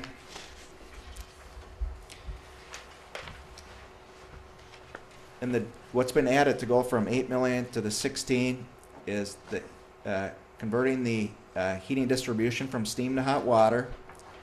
We included the $3.8 million for the manual arts building remodel, replacing the 1917 air handlers as well as the 1926 air handling systems. So substantial upgrades. But obviously, it's reflected, and the price has gone up significantly. And the table reads the same, so let's not focus on that, but let's go to the next page. And again, that's the scenario number 3 levy impact summary.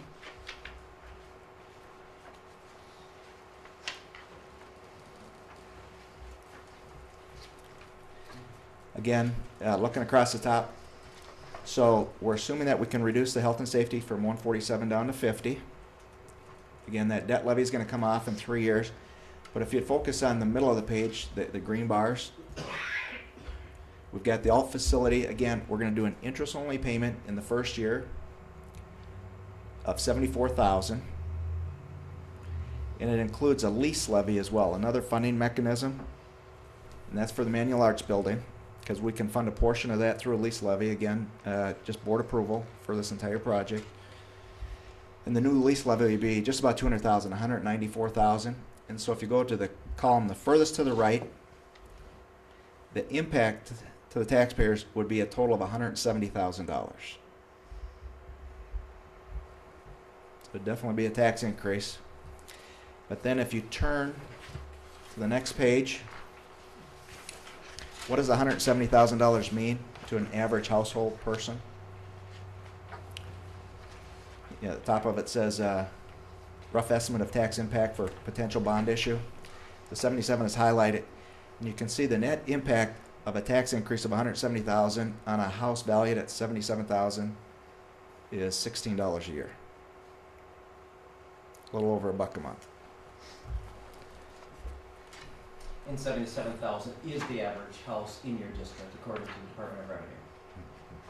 But what's really critical of this, and oftentimes when we're in presentations like this, we're sharing some pretty expensive project costs, and boards are always wondering, how do we pay for it? Well, we're showing you mechanisms that have worked with other districts in here as well. But what's really critical here is whether or not that taconite fund really covers 80% of the debt service. If it doesn't, then this has a much bigger impact than $16.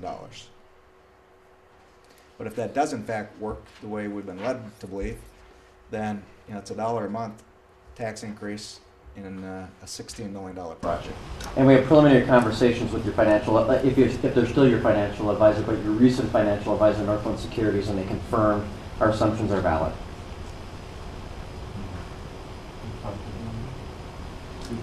I talked with Mike Holzheim, who's the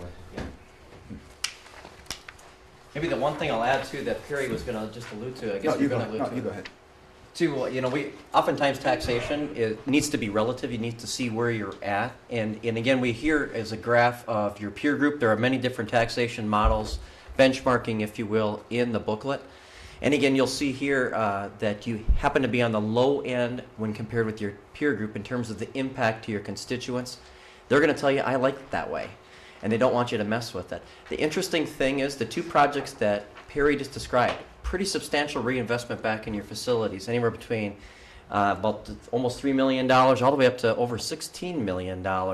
If you were to take a look, as we know that just by being intelligently managing your current levies, we think that we can, without any tax impact whatsoever, implement a project of roughly $9 million. And if you did want to take it to that next level and start to look even a little bit harder at some of that aging capital infrastructure, maybe if you wanted to incorporate things like the manual arts building. And again, we're being assumptive in terms of what the scope of work would be. That's for you to decide, but we kind of what-ifed it a little bit. You still don't move position in terms of where you are in the whole taxation. You still continue to be the second lowest taxing district of your peer group.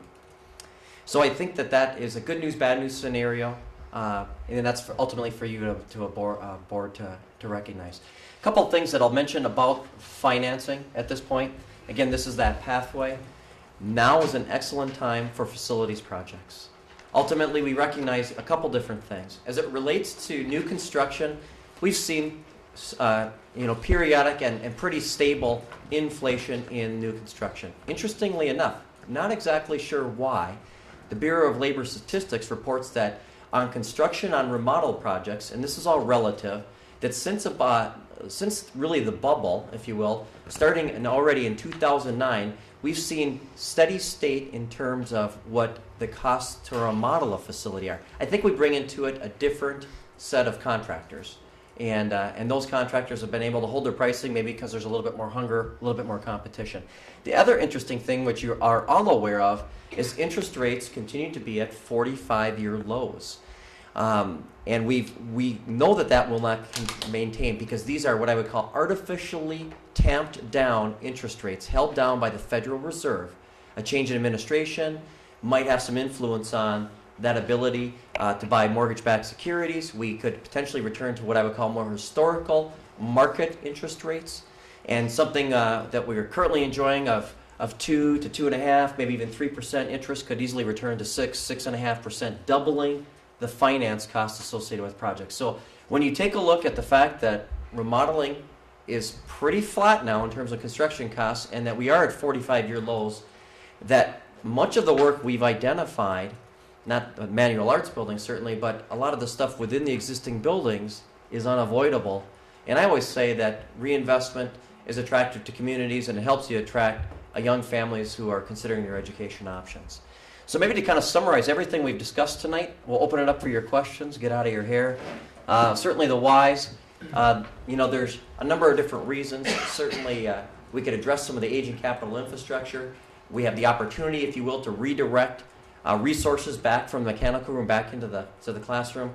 And ultimately, as we do so, we'd want to strive for student performance. The what's, ultimately to decide, manual arts building, energy efficient equipment, aging capital infrastructure, ultimately for you to decide.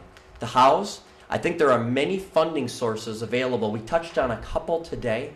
Gets a little boring. IRRB funds would be another one. You're using some of those on your roofs and secure building entrances. There's a number of things to investigate. I would not be surprised if whatever project, if you choose a project, would involve 5 or 6 different funding mechanisms available to schools such as yours. And ultimately now is a great time for master planning, and ultimately a great time for projects. We've got low interest rates, flat construction costs, and unavoidable work. So with that, I guess I'll conclude, open it for questions. I appreciate the opportunity to be before you this evening, as does our whole team. Anything from the board or from the audience? A lot to digest. Yes, it is. I've got one question. Please. Scenario 3 says you've got down in red, converting all the buildings to hot water. Why would you want to just retain the steam in the second scenario? If you're going to do something with the heating system, do it all at one time. Why would you do one campus at a time? Well, you could do, there's a lot of ways to tackle that. A very good question, and I would agree with you if you're going to make that investment to do it the right way. I think the second scenario was just, here's an option you could look at. I mean, not necessarily what we would propose. But it's just trying to show you that it's not, but you're right, absolutely. Yeah, if you're gonna go Consider through doing and do all that in scenario 2, Yeah. why not just toss them out and do scenario 3 right in scenario 2? Correct. Do it all at one time. Yes, yeah. Because the systems are getting old. We've been told that there's, sometimes I think we're making parts for. Yeah. You can't I wouldn't be parts surprised. anymore. Yeah, I wouldn't be surprised. Yeah. You have a question here? Oh, thank you. Community question. When you collected your data on the Eveleth Junior High where the Chickagami facilities located, did you collect all of the utility costs, the city sewer, water, garbage, the heating costs, and the electrical costs? Are those all included in your estimates? The garbage is not included in that estimate, but we were provided that information, so we did not look at how that we would impact that, but yes, it was provided. But we included the water, sewer, electric, and natural gas. So those are in your figures that you Yeah. did. Did you find it that to be a deficit or a cost over expenditure? I mean, not a cost over expenditure, but a cost of expenditure over revenue, or did you not have a revenue cost over the expenditure cost? Like a deficit? Did you get those numbers that it We might be a did. deficit? No, in full disclosure, we did not study that building with the exception of utilities and utility use per square foot. Did not study that building from an infrastructure perspective, revenue perspective, or anything like that yet. That would be, if the board chooses or pleases, we could certainly engage in that evaluation. That would be very helpful.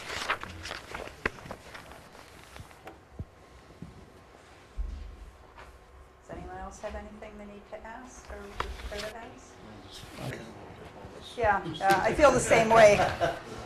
You think it got through until you look at it again, yeah. We provided an overview, and oftentimes what the boards do is we overwhelm them. So I wouldn't be surprised if we just did the same again. We threw a lot of information at you. And what we do is want to make ourselves available for future meetings. Should you invite us up again, we can take as much time as you would need to kind of digest through all of the information. Again, it's part of what I would call the strategic planning process. We kind of gave it all to you tonight, but you probably need to break it down into pieces and kind of work your way through it. So I guess maybe we do that partly to show you that we were comprehensive, and we can even be more comprehensive should the board choose. Thank you. Thank you, there's a lot of good work Oh, thank you. Appreciate in it. these two documents. You're saying that the structure itself is sound, the footings, I know They're like, I know, I know, but I'm just, it's interesting, because we've been told in the past that they weren't. Had structural engineer, architect, and engineers, kind of electrical engineers out taking a look at the facility.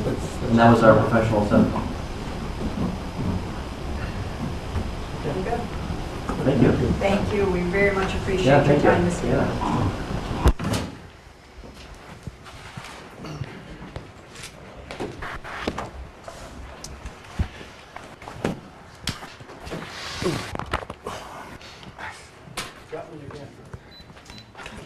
Now you can't see anyone.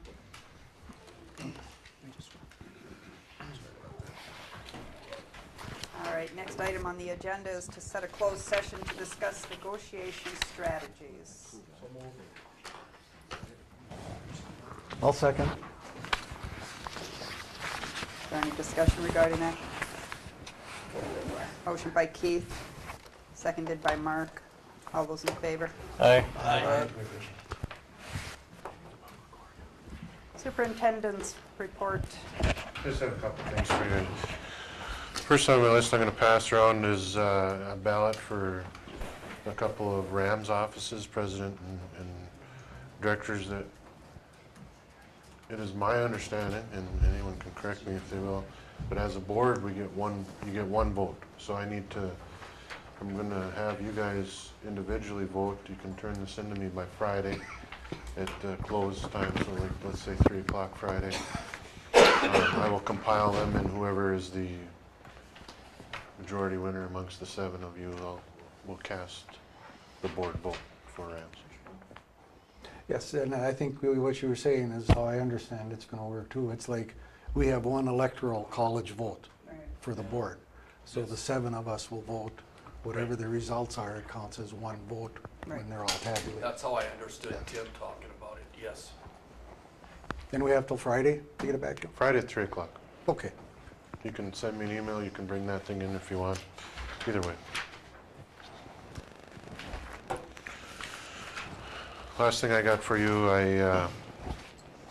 trying to get some committees going. I'm not going to do all of them tonight.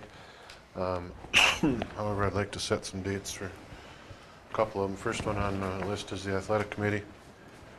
I'm looking at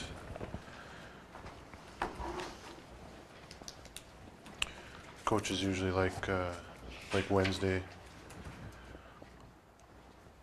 Could do Wednesday, March 4th. Fine with me. What's a good time for people? Fine. You do 5 o'clock? Yeah. Okay. So we'll do March 4th, 5 o'clock for the athletic committee. Just to talk about a couple other ones I want to do. I have a budget and finance and personnel coming up. I got a little bit more prep work that Candace and I need to do before I'm ready to set a date for that, but that probably by the end of March. I'll send out a date for that. And those are committee of the wholes. I want to start talking about, as far as the budget and finance goes, before we set, I want to look at some of the trouble areas that we have and look at some ways that we can maybe start to alleviate that.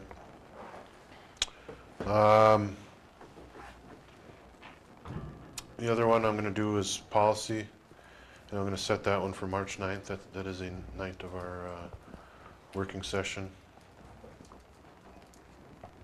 So immediately following the working session, I'll have a policy committee. And then the last one for tonight is transportation. I have Peterson, Gentilini, and Schonlaub listed for those, and I would like to do that one during the day.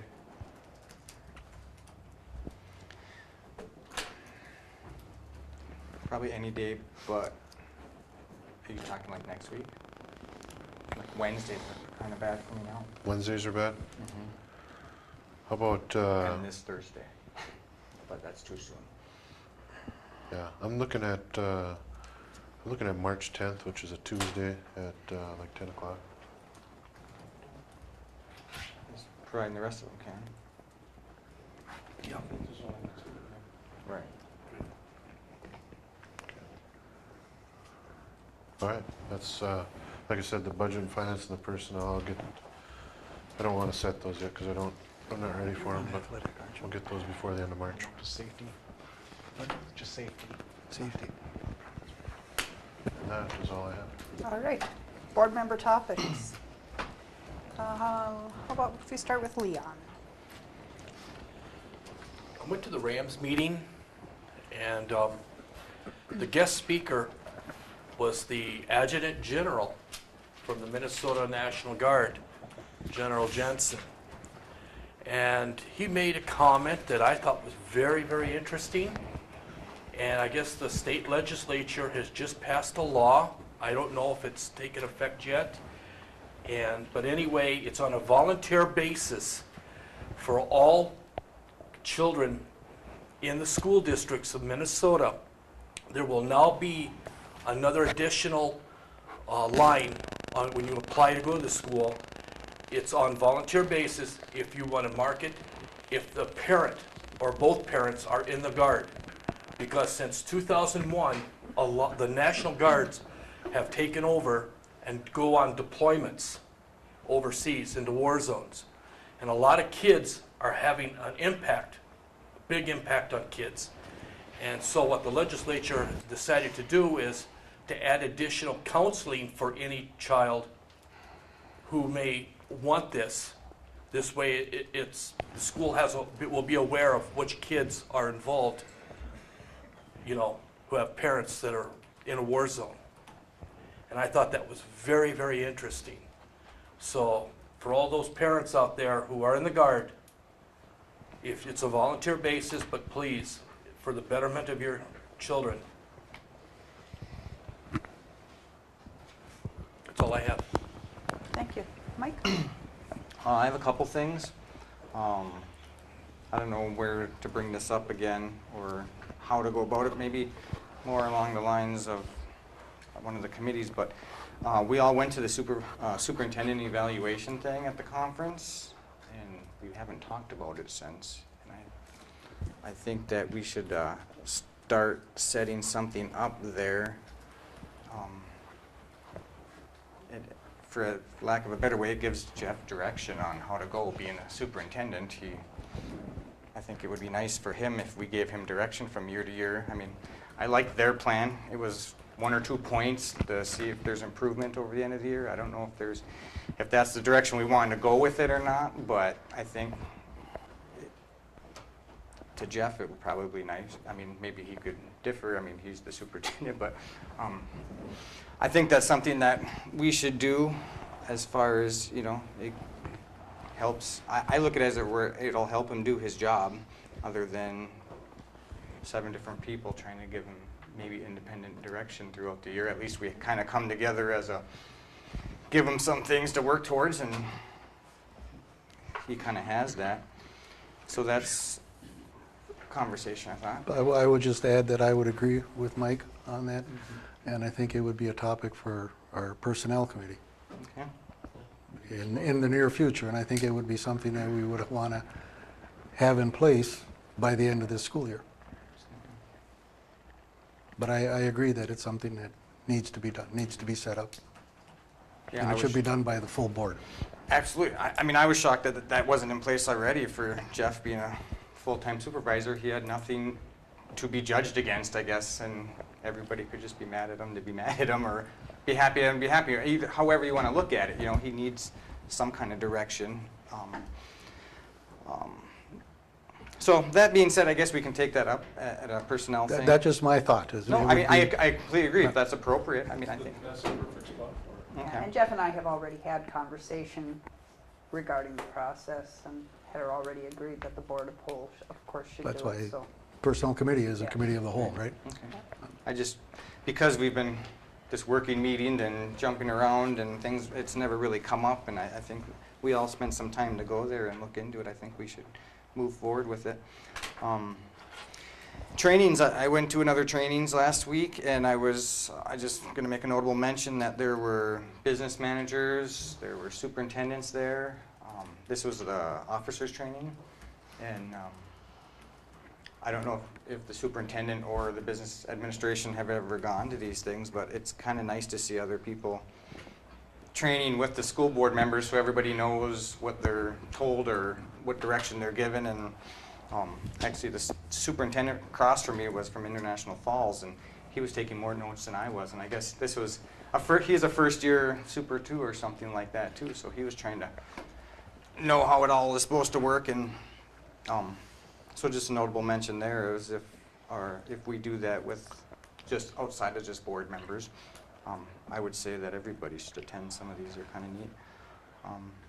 Maybe this is another topic for personnel. Kind of develop a new member orientation thing for board members. I talked to Jeff briefly about this after my phase 2 training, but a lot of these trainings I've gone through MSBA, and I'm sure all you guys can attest that have gone, is they always talk about our model policies and procedures and this and that. And to refer to that stuff. Do we have all that stuff in place, or is it something we need to be updating, or do we need to kind of, they suggest for us to look at that, they suggest for the superintendent to look at that, for the business manager and for administration. Is all that stuff kind of in play that I just don't know about really, or is it something that maybe we should be The developing? policies in general? Or, yeah, all of it, all the models, policies, and the different, You can go online to see the policies. Yeah, theirs, but ours. Have we internally developed all that We for have- our own guidance? Yes, we have Okay. district policies, and again, those are online. You can access them through the website. Through the website? I believe, if I'm right, correct me if I'm wrong, Jeff, but don't we have to go through, check all of our policies a third of them every year? That's the way we've been doing That's it. weird. We did the 500 series this year.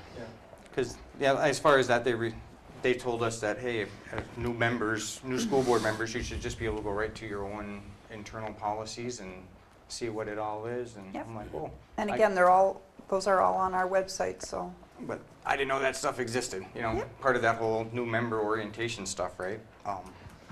And training and asking questions.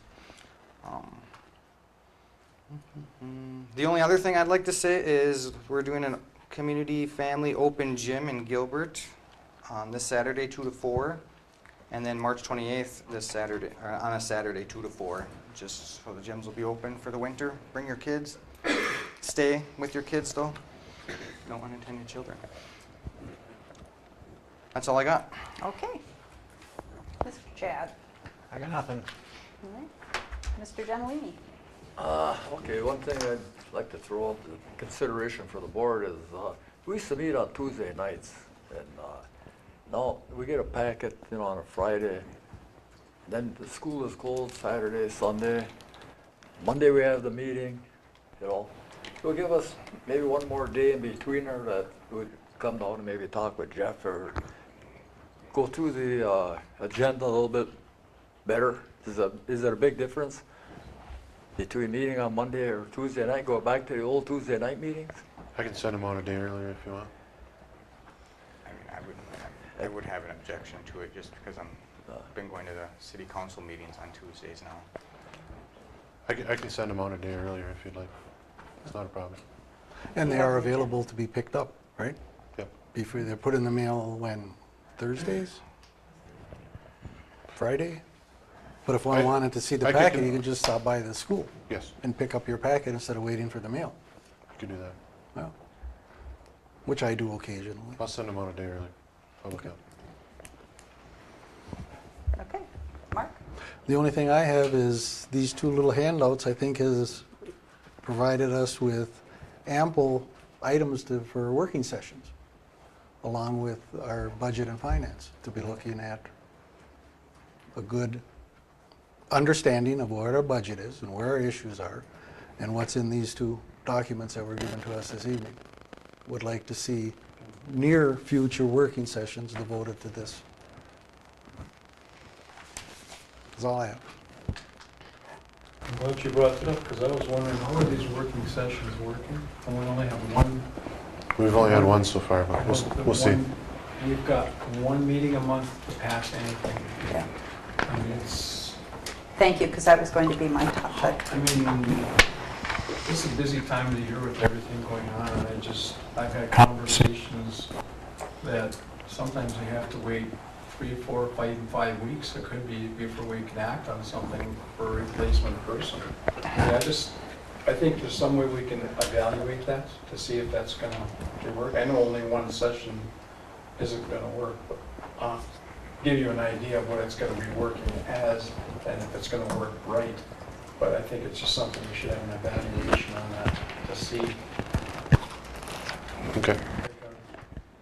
I did find out in talking to some folks at some training I went to last weekend that lots of the districts that went to a working session have backed off, and they now have their regular meeting followed by a work session or a work session preceding their meeting for those items that they think they need to delve into a little more deeply. But they've gone away from giving up that meeting, and for that very reason, that then you've got such an extended period of time, and especially right now when we're entering this spring where everything hits us, we have all these decisions we have to make before the end of the school year. At this point, that would mean only a couple of meetings between now. I mean, we're talking a handful of meetings between now and the end of the school year. So we'd be down to March, April, and May. So it's just a concern.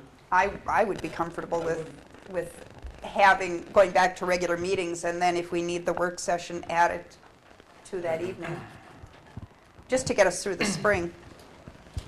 And then we can evaluate if we want to go back, but I think this is a bad time to be giving up meetings.